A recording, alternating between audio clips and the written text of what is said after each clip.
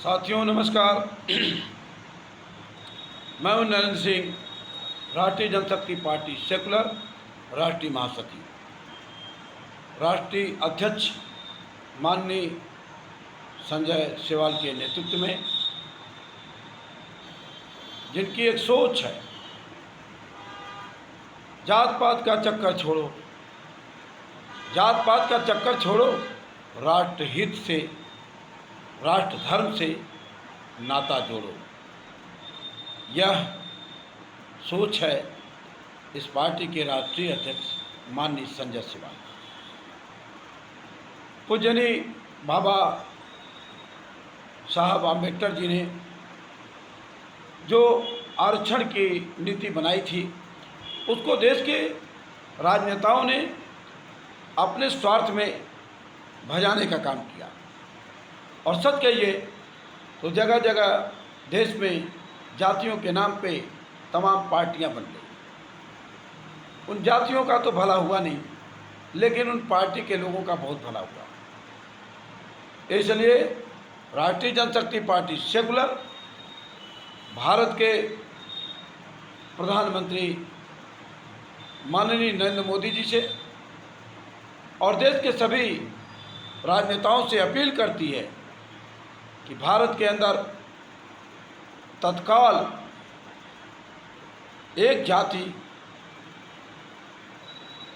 की बात हो, वो राष्ट्रीय जाति बनाई जाए और राष्ट्रीय जाति का नाम भारतीय रखा जाए। यानी जो भी भारत में रहता है उसकी राष्ट्रीय जाति भारतीयता की होनी चाहिए, भारतीय होनी चाहिए। बाकी अपने अपने जाति, अपने अपने मजहब, अपने अपने धर्म का सबको अधिकार वैसे ही रहे जैसे आज मिल रहा है। साथ ही आधार कार्ड के आधार पे तमाम सूत्र हैं जिनके आधार पे आप पता कर सकते हैं कि भारत के अंदर विभिन्न जातियों में गरीबी रेखा के नीचे जो लोग रहने वाले हैं, यानी जो गरीब हैं, जो अपने बच्चों को नहीं पढ़ा सकते हैं, उनकी समुचित व्यवस्था भारत सरकार को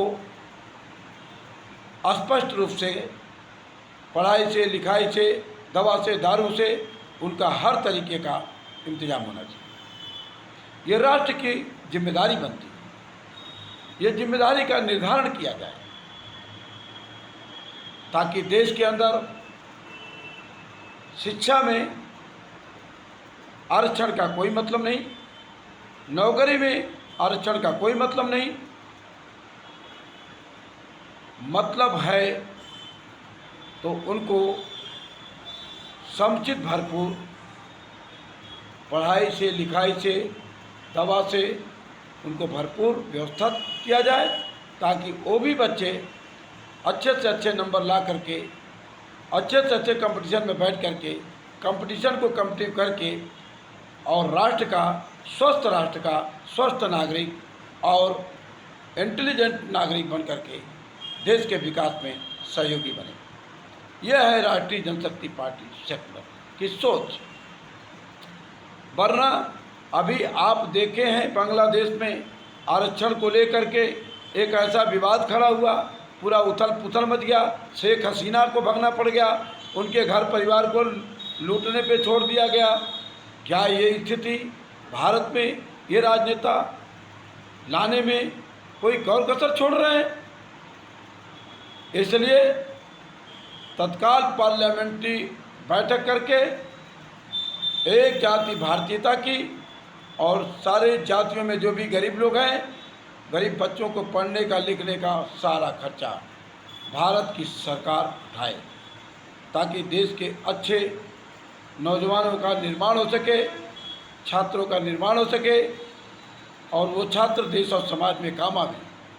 वरना इस आरक्षण की नीति को देखते हुए आप देखिए पार्लियामेंट में पानी चू रहा है। जो नया पार्लियामेंट बना, हमारे श्री राम के मंदिर में पानी चू रहा है, पुल बन रहा है, गिर जा रहा है। ये देखा जाए तो गुणवत्ता की कमी है, एजुकेशनल गुणवत्ता की कमी है। ये सारे के सारे लोग इस तरह से भर गए और भर करके अच्छा काम लोग नहीं कर पा रहे। सरकार इस पर ध्यान दे। जय हिंद, जय भारत।